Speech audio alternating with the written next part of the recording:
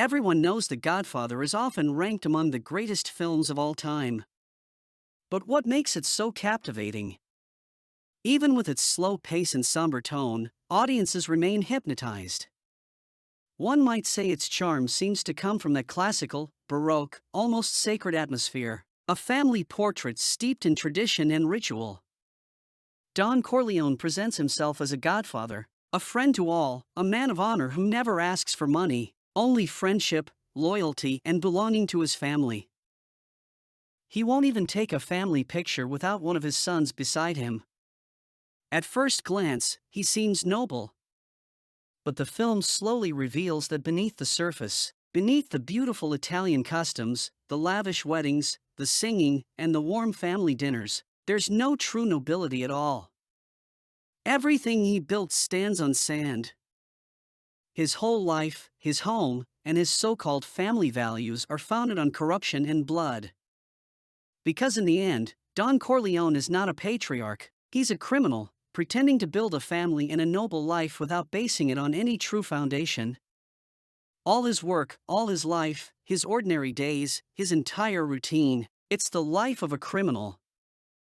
A criminal who kills, extorts, and offers the world what it cannot find in the church, as he himself admits.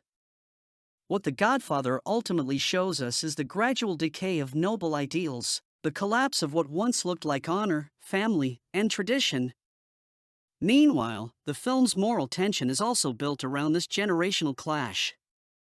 The old Don still carries traces of an ancient code, a distorted sense of honor that at least drew some boundary between crime and chaos. But the new generation has no such restraint. They no longer even pretend to act out of duty or family loyalty, only profit. They convince themselves with empty rules like we don't sell drugs near schools, but they've already surrendered to money as their new god. In this world of betrayal, brothers turning against each other, women beaten, families rotting from within, to the sorrow of Don Corleone, who once imagined his son as maybe a governor, or at least someone supposedly far from the world of crime, it falls to the youngest son, Michael, the one who wanted nothing to do with this life, to inherit the family's empire of corruption. At first, he dreams of legitimizing the business, of breaking the cycle. But to survive in that world, Michael must become everything he once despised. More cunning, more ruthless, and colder than his father, he ends up being completely swallowed by that swamp of rot and decay. And the classical film's final sequence makes that hypocrisy unmistakable.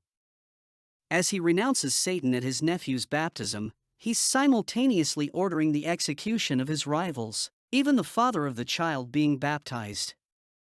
The montage and visual contradiction reveals the ritual of faith side by side with the ritual of murder. By lying to his wife and building his kingdom on deceit, Michael becomes worse than his father. He doesn't just lose his soul, he destroys the illusion of family itself. The Godfather begins like a Renaissance fresco, elegant, dignified, and sacred, and ends, in the end of the trilogy, like a Baroque tragedy, drenched in guilt and darkness, where the family stands as nothing more than a monument to sin, and how it destroys our families, culture, and society.